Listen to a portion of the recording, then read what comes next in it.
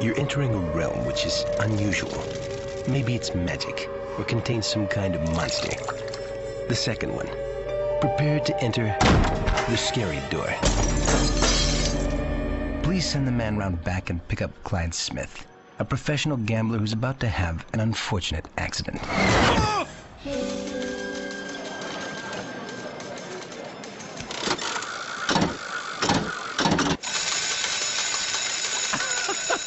A casino where I'm winning? That car must have killed me. I must be in heaven. A casino where I always win? That's boring. I must really be in hell! No, Mr. Smith. You're not in heaven or hell. You're on an airplane. There's a gremlin destroying the plane! You've got to believe me! Why should I believe you? You're Hitler! No! Ava Braun, help me! Ah!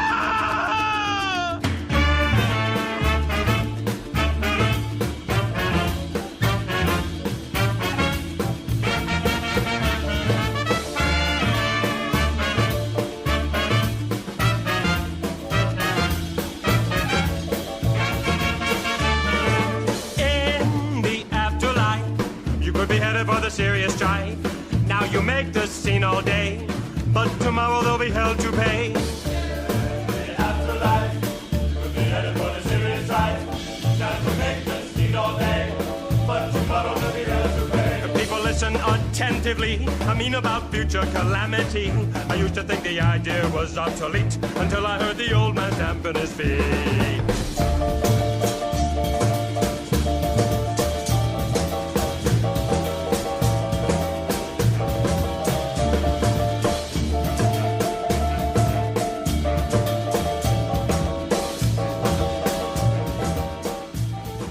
This is Colin Hall, and you are listening to that Twilight show about that zone. And tonight we're going to talk about the episodes The Big Tall Wish and A Nice Place to Visit.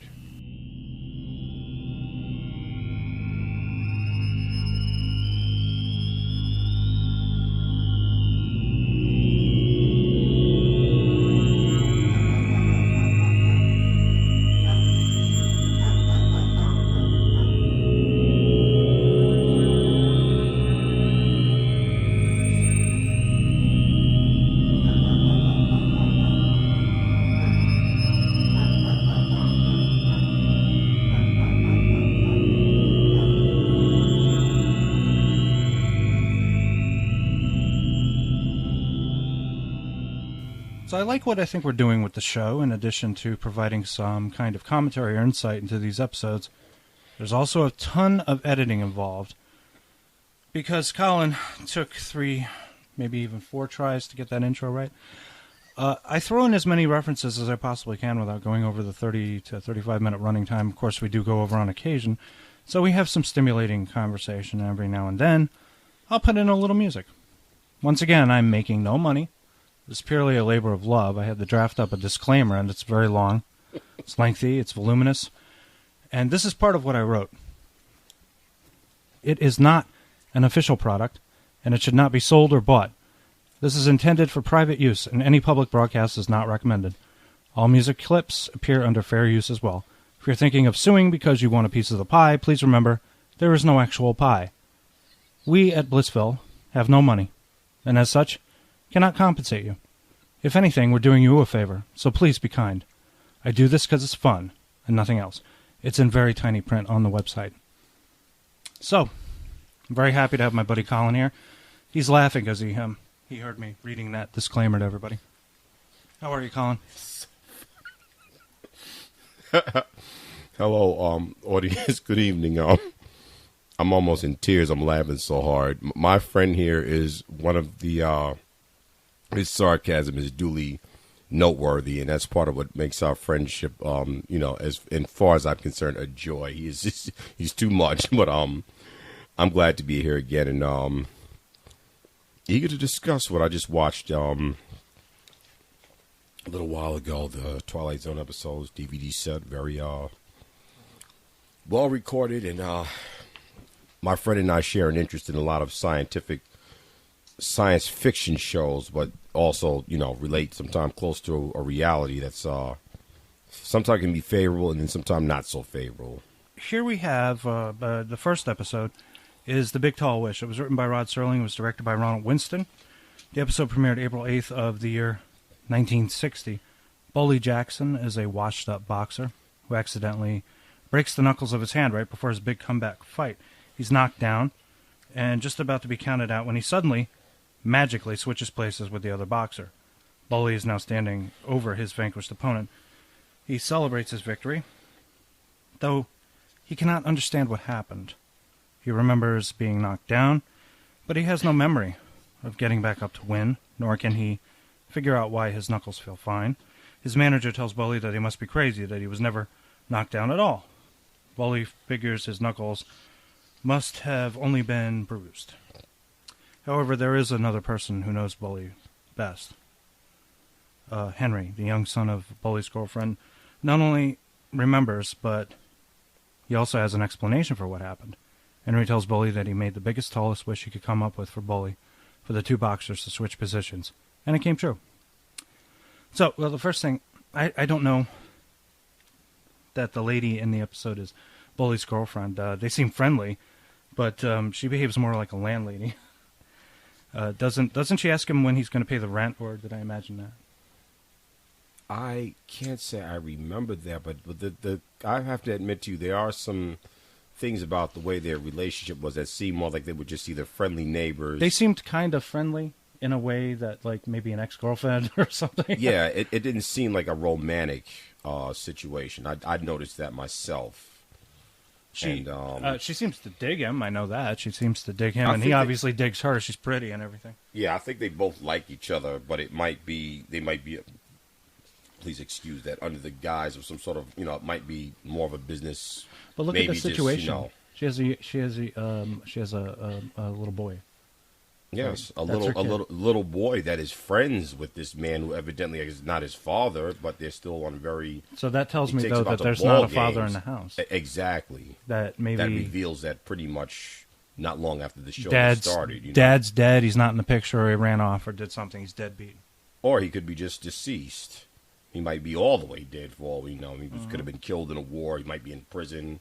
Maybe he's in a mental institution, or maybe he's out a bum. The sidewalk drinking and drugging, there's so many facets of possibility.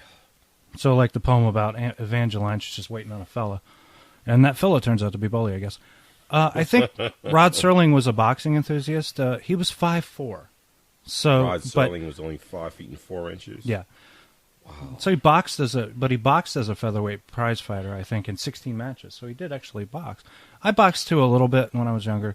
Not the best living I can recommend for anybody. It's a good way to break your nose a few times. Amen to that. So I know, according to his biography, he was told he was too short to join the varsity football team. Yes. He wrote the teleplay for a show called Requiem for a Heavyweight, which was for Playhouse 90, which premiered in October of 1956. It was a live television drama show. It was about a washed-up boxer.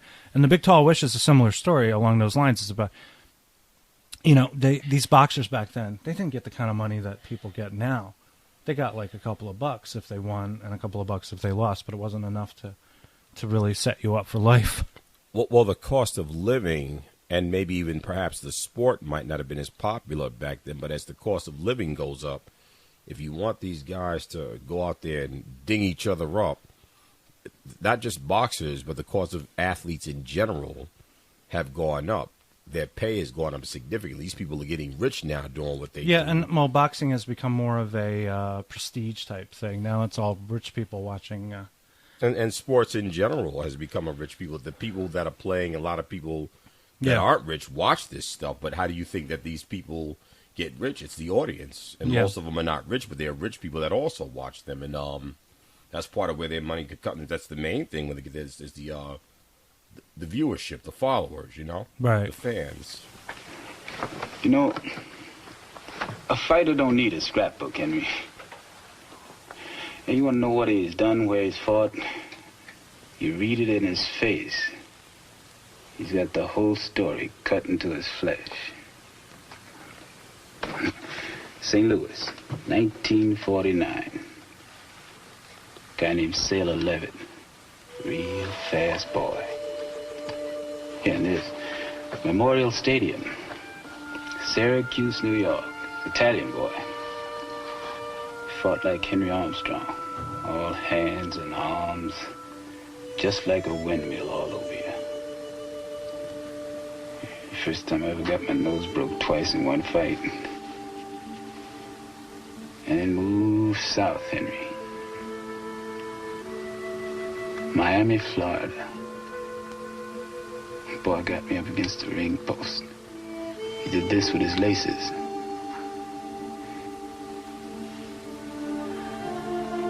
Tired old man. Tired old man trying to catch a bus. And the bus is already gone. Left a couple of years ago. Arms heavy. Legs like rubber. Short of wind. One eye almost gone. And there I go. Running down the street trying to catch that bus to glory. So the kid in the story, Henry, this little boy has shining powers. Not really shining, per se. He makes a wish that Bully, I would guess, that he not get hurt during the match. Bully's surrounded by slippery characters who want him to take a dive, obviously. They always want you to take a dive when you're a boxer. So he gets mad. He almost destroys this guy's face. Instead, he destroys his hand. But the story has like this Spielbergian spin to it, that children possess magical powers. So what really separates this, and this is kind of an important topic to discuss, we don't really cover it that much in the Twilight Zone, is that this episode is so different from anything that was being produced at the time because the cast of The Big Tall Wish is predominantly black. And in Mark Scott Zakri's book, The Twilight Zone Companion, Serling says, this is Rod Serling speaking, he says, television, like its big sister, the motion picture, has been guilty of the sin of omission, hungry for talent, desperate for the so-called new face, constantly searching for a transfusion of new blood. It has overlooked a source of wondrous talent that resides under its nose. This is the Negro actor. So he's talking about how Hollywood pretends there isn't enough talent out there, just totally overlooked an entire race when it came to actors. I wonder what you thought about that, Colin. I thought it was refreshing to see. I'll admit I was surprised, but then again, I am not a person who is anywhere near as familiar with the Twilight Zone history and its all the episodes, all the stories as you are, and there's a lot of true Twilight Zone this was 1960. You know, and I was this did surprised. not happen on TV back in 1960. You did not have a black cast. Right. In fact, I don't even know how many black people I saw on this show outside of that episode. I can't really see that. I can't really say there's been an impressive amount. I'm not really used to seeing black people on the show in general, and this was a whole black cast, so it was refreshingly nice to witness and view, because I don't think I've ever seen that episode. Otherwise, I'm likely to have remembered it, but I don't think I've seen it. Yeah, it doesn't. Yeah, as I've not seen so many Twilights, or I don't remember everything I've seen. You know, it's been a long time, and I want to thank you, David Joshua Lawler, for familiarizing me or refamiliarizing me with some of what I've seen, and that which I have not seen in the Twilight Zone. It's refreshing. It's a very nice experiences. I did like the show growing up as a child. I did not get to see everything, but what I did see, I did like, you know. So, Bully cannot accept this. Henry warns him that the only way the wish can have its power is if you believe in it. If Bully does not believe, the wish will not work, but ultimately he is unswayed. As soon as he finally rejects the idea that a wish could have been responsible for what happened, he's returned to the fight on the canvas. This time, the referee finishes counting Bully out. So Bully loses. So neither Bully nor Henry have any memory of the alternate outcome. Henry remembers making the biggest wish he possibly could for Bully, but obviously it did not work. So he declares with resignation that he will not be making any more wishes. There ain't no such thing as magic, is there? He asks Bully. I guess not, Henry, Bully replies sadly. Or maybe there is magic. And maybe there's wishes, too. I guess the trouble is there's not enough people around to believe. That must have been some kind of a dream or something, because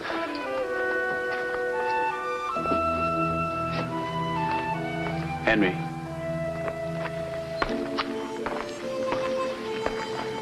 Henry, I never went down. I was never off my feet. Henry, I never went down.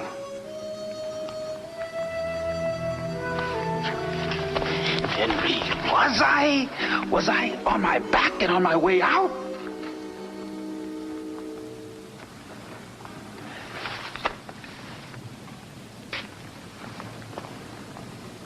Nobody remembers it. Nobody at all except me. I thought it happened, but it didn't. I thought I was lying there on my back being counted out, and everybody tells me that... Ollie, I made the big wish then. I wish it was never knocked down. I just shut my eyes and I wished real hard. It was magic, Boley. We had to have magic then. Had to, Boley. Oh, nothing left for us then. then. Ain't no magic. Had to make a wish. Or wishing or nothing like that. You're too big to have nutsy thoughts like that. You're too big to believe in fairy tales. If you wish hard enough, Boley, it'll come true. If you wish hard enough. Somebody gotta knock it out of you, don't they? Somebody gotta take you by the hair and rub your face into the world till you get the taste and feel of the way things are, don't they? So what are your final thoughts on this episode, Colin? Well, it's a little confusing. I'm not sure exactly what the message behind that story was. I mean, obviously there's some skepticism. It seems like it's more that even when a dream comes true, it can have a outcome that may not make you happy, and you reject that outcome, or you just plain really don't choose not to have any belief too much in anything that would seem impossible. It didn't really have the most favorable about. It didn't have what you would call like the fabled storytelling. Like it didn't have a happy ending. The happy ending. Yeah, it didn't really. And that, I guess that was what was a little disappointing. But with the Twilight Zone, this particular type of show, there are so many times where there is just that an unhappy. It wasn't a tragically unhappy ending, but it was just a little bit sad. But I've seen worse in the Twilight Zone. I liked it. I thought it was unusual. This is an episode that does not play in syndication all that often. You don't get reruns of this episode too often. I remember seeing it once before. I think I saw it once before. If I've seen it, it had to be years ago, and I just do not remember. As I have not really seen the Twilight Zone in so many years that even stuff that I know that I've seen, I don't remember, not necessarily the whole story, Right. Even episodes that I might be familiar with, I don't necessarily remember all the details. And it's like that for me with a lot of things, with other TV shows and movies and things. I don't always remember. I have to see something pretty much over and over again not to remember details, Right. That's typical for me. Attention span trouble. So now we're moving on to A Nice Place to Visit, which is a classic Twilight Zone episode. This is an episode everyone remembers at some point, because the story culminates in a textbook twist, a spin that you might start to suspect maybe 10 minutes in, 15 minutes in, but let's start with the plot first. First we got this guy, Rocky Valentine, right? He's a total thug. He's a criminal. He killed a cop, I think. He shoots people. He broke into a jewelry store, gets a bunch of stuff. But then he gets gunned down by cops. Then all of a sudden this guy out of nowhere, dressed in a white suit, comes over, tells him to get up. You're fine. Get up. Right? And this guy's like, he's already seeing some kind of con. What's the angle here, pal? Who are you?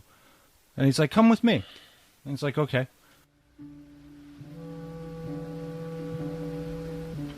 Who are you? My name is Pip. Can I help you? How do you know my name? It's my job to know everything about you. You a cop? No. I'm your guide, as it were. Guide, huh? I need like a hole in the head.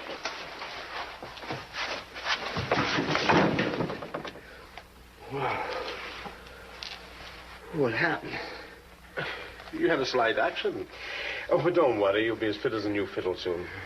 Now, I'm sure you'd like to change out of those rumpled clothes, eh, Miss Valentine? Hold it in there. I want to know how you know my name. But I've already told you. You told me nothing. Let me clue you, fatso. I don't like games. Oh, but that isn't true, Mr. Valentine. Why, you like roulette, blackjack, poker, craps, and between the ages of 7 and 10, you were quite fond of mumbledy-peg.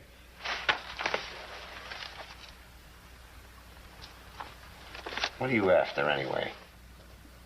Only one thing, Mr. Valentine. Your comfort. My job is to see to it that you get what you want, whatever it may be. Yeah? In exchange for what? Nothing at all, Mr. Valentine. It's absolutely free. Don't put me on, fatso. Nothing's free. Nothing.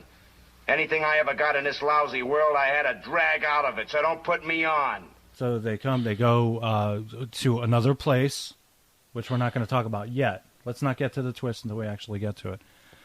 Understood. So he winds up in this situation where it looks kind of like a hotel suite almost. This man dressed in white brings him in and tells him that this is his place and it's a really nice place and everything.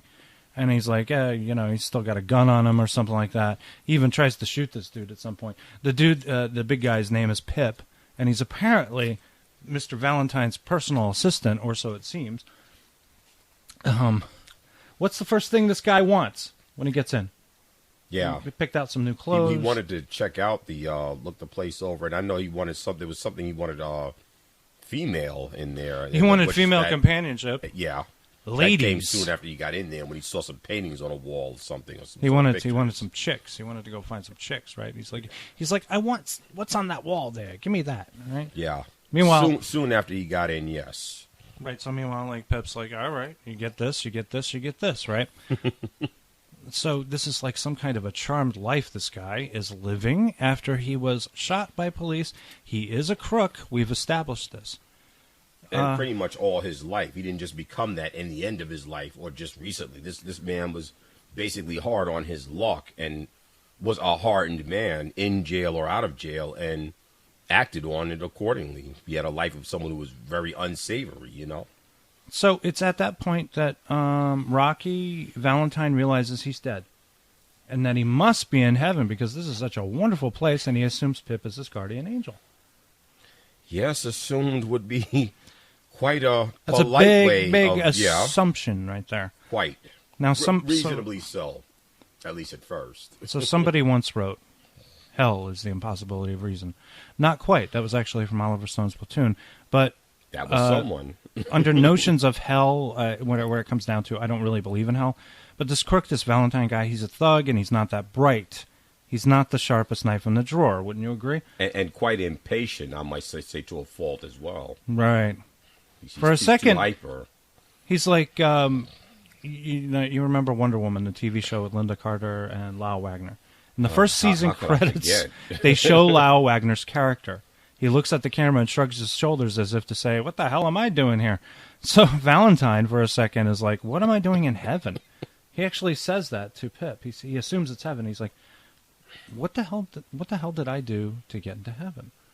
I must have done something nice. Maybe I did one nice thing, and that was enough, and all that stuff. So he goes to basically cancel out all his whole bad life that he's been, He was in a state of confusion, and that was the best explanation that he could come up with. Pip takes him to the Hall of Records. Yeah. Which are these nice, it's a nice effect, too. It's like all these file cabinets all lined up on these enormous on top stairs. Of and they go forever. Like a mountain of stairs. He pulls out Rocky's file, and he basically lists his credits, I mean, he killed a small animal once when he was a kid. He formed a gang. I mean, all this stuff is like all the seven steps to being a sociopath. Like toward before he was even in his double digits, as this guy was He didn't bad. like hearing about this, too. He was like, hey, what is this? This is all bad stuff. No, he was looking for an explanation as to why he was in heaven, which none of that was coming up, evidently, on the files. Nope, not That was at where all. the disappointment, that was where the disturbance come in. So Rocky spends a lot of his time in casinos with the girls. He's got all these beautiful girls all around him all the time. Oh, yeah. Playing cards. He's rolling dice. He's playing slots, and he's winning every single time. There's even a point where he goes back to his apartment, and he gets a pool table, right? Pip gives him a pool table. He takes one shot, and they all sink. So there's no challenge there. There's no, this seems like a kind of a punishment in a way, because it's giving him everything he wants all at once. There's no challenge. There's no reason to exist. You mentioned, what did you mention? You mentioned the other episode that we did, Judgment Night. The German U-boat commander is punished over and over with a sense of repetition, that nothing is ever resolved, that everything resets, that there is no... There's no rhyme or reason. Well, he has a horrible tragedy. Every time he repeats the experience, it always comes out unhappy. There's no particular thing where he escapes and the fate comes out different. And that is hell. And they say that's a hell. Another form, they say the true meaning of insanity is to do the same thing over and over again and expect something different. And this man was experiencing a very horrible fate at that over and over again. Never to even probably even realize that he's in hell, but at the same time, there's no hope of him.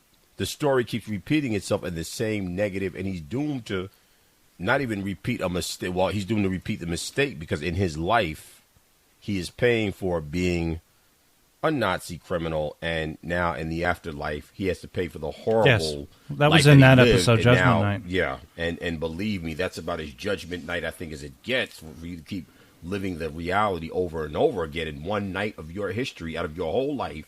And that one night in history, he just, I guess, his most infamous of nights, and he is now the victim in hell forever of that which he inflicted upon his earthly brethren when he was still alive and killed them. Right. And now he suffers the same fate for eternity.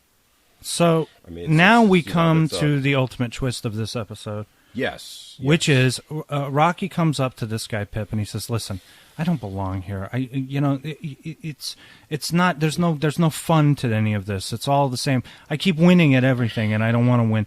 He even suggests, "Would you like to rob a bank?" And he's like, "Yeah, can we rob a bank? Can you set that up?" And he says, "Yeah. What kind of bank do you want? What kind of a getaway car?" And he says, "Wait a minute. Is there any possibility that I might get caught?"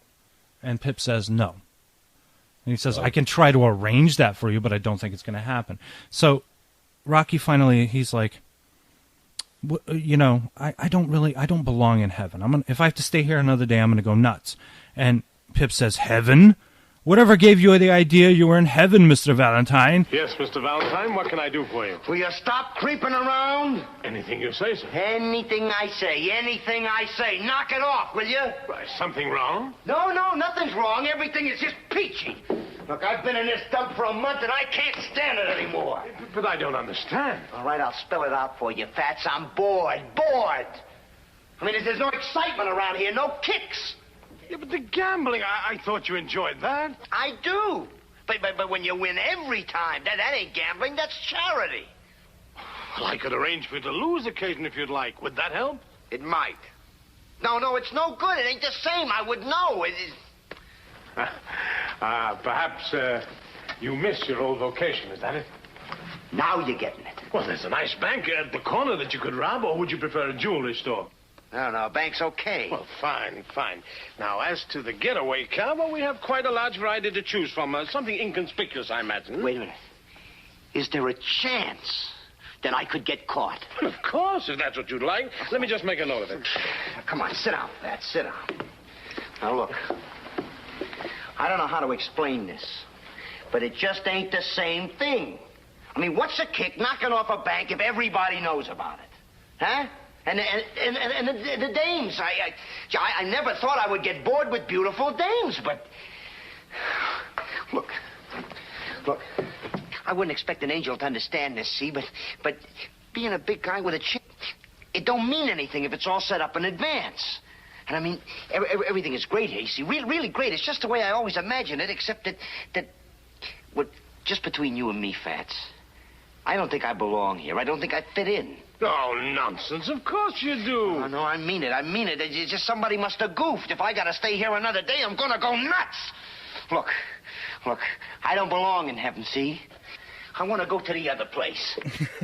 And then he starts laughing, go, ha, ha, ha, ha, ha, ha, ha. And then Rocky's stuck and he's trapped in hell. So it turns out hell is a place where you get everything you want all the time. You get women, Though they appear to be they appear to be phantoms or androids the way they behave. You get money, but money is worthless. You get a nice pad, which is just a virtual construct, and you get Pip, who caters to your every need. But it's interesting that the stuff of hell, it bends over backwards to give their resonance everything they could possibly want. But it's Charles Beaumont's theory. Charles Beaumont wrote the script, that in hell there is no real challenge to living. Hell appears to be boredom. Why not tell Mr. Valentine right away that he's in hell? That way the punishment can start immediately. I always wondered this. Valentine's befuddled. He always wins at the casino. He sinks every ball when he lines up one shot playing pool. It's very frustrating, but he doesn't catch the clue right away because he's kind of an idiot. So Charles Beaumont postulates that we need to go through the struggles of everyday life in order to embrace the idea of heaven. But what is heaven?